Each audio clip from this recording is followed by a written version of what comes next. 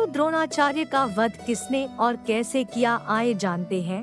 भीष्म के शरशय्या पर लेटने के बाद 11वें दिन के युद्ध में कर्ण के कहने पर द्रोण सेनापति बनाए जाते हैं। अश्वत्थामा के पिता द्रोण की संहारक शक्ति के बढ़ते जाने से पांडवों के खेमे में दहशत फैल जाती है। पिता पुत्र मिलकर महाभारत युद्ध में पांडवों की हार सुनिश्चित कर देते हैं। पांडवों की हार को देखकर श्री कृष्ण ने युधिष्ठिर से भेद का सहारा लेने को कहा। इस योजना के तहत युद्ध में यह बात फैला दी गई कि अश्वत्थामा मारा गया, लेकिन युधिष्ठिर झूठ बोलने को तैयार नहीं थे। तब अवंतिराज के अश्वत्थामा नामक हाथी का भीम द्वारा वध कर दिया गया। इसके बाद युद्ध में यह बात फैला दी गई कि अश्वत्थामा मारा गया। जब गुरु द्रोणाचार्य ने धर्मराज युधिष्ठिर से अश्वत्थामा के मारे जाने की सत्यता जानना चाही तो उन्होंने जवाब दिया, अश्वत्थामा मारा गया। परंतु हाथी श्री कृष्ण ने उसी समय शंखनाद किया, जिसके शोर के द्रोणाचार्य आखिरी शब्द परंतु हाथी नहीं सुन पाए और उन्होंने समझा मेरा पुत्र मारा गया। यह सुनकर उन्होंने शस्त्र त्याग दिए और युद्ध भूमि में आंखें बंद कर शोक में डूब गए।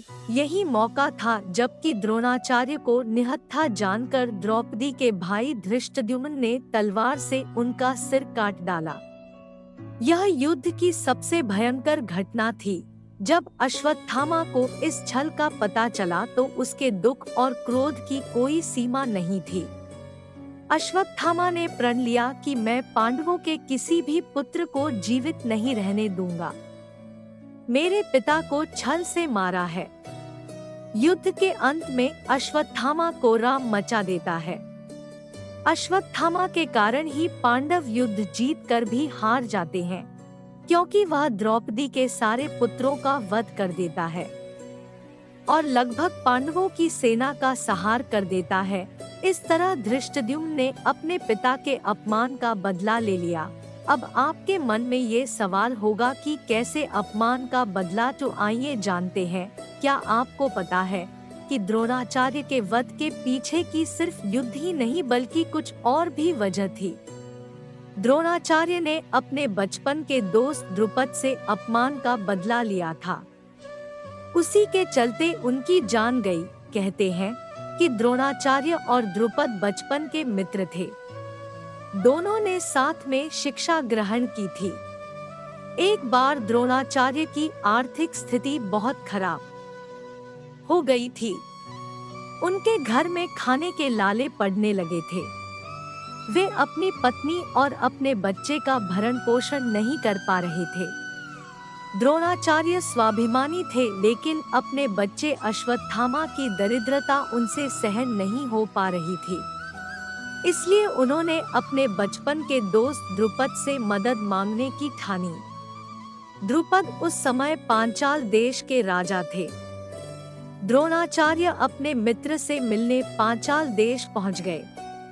जैसे ही वे महल में पहुंचे तो राजा द्रुपद ने उन्हें पहचानने से इनकार कर दिया। द्रोणाचार्य ने उन्हें बचपन के सारे किस्से बताए। फिर द्रुपद ने कहा कि एक राजा और गरीब ब्राह्मण कभी मित्र नहीं हो सकते। द्रोणाचार्य अपमान का घूंट पीकर वहां से चले गए, मगर उनके मन में बदले का भाव आता रहा। इसके बाद वे कुरुदेश आ गए और कौरवों पांडवों को शिक्षा देने लगे। शिक्षा पूर्ण होने के बाद अर्जुन ने द्रोणाचार्य को गुरुदक्षिणा देने के लिए कहा। द्रोणाचार्य ने गुरुदक्षिणा में पांचाल राज्य पर आक्रमण करके द्रुपद को बंदी बनाकर उनके सामने की मांग की। अर्जुन के नेतृत्व में पांडव और कौरवों ने पांचाल पर आक्रमण किया और द्रुपद की सेना को हराकर उन्हें बंदी बना लिया। फिर वे द्रुपद को द्रोणाचार्य के समक्ष लेकर आए। द्रोणाचार्य ने अपने अपमान का बदला ले लिया। हालांकि द्रोणाचार्य चाहते तो द्रुपद को हमेशा के लिए बना लेते या जंगल में छोड़ देते, मगर उन्होंने ऐसा नहीं किया। उन्होंने आधा राज्य अपने पास रख लिया और आधा राज्य द्रुपद को वापस दे दिया। द्रुपद के पास आधा राज्य तो वापस आ गया, लेकिन वे जनता के सामने मुंह दिखाने नहीं रहे। अब राजा द्रुपद के मन में बदले की भावना आ गई। द्रोणाचार्य को कुरु राजवंश का समर्थन था, इसलिए वह उनका बाल भी नहीं बांका कर सकते थे।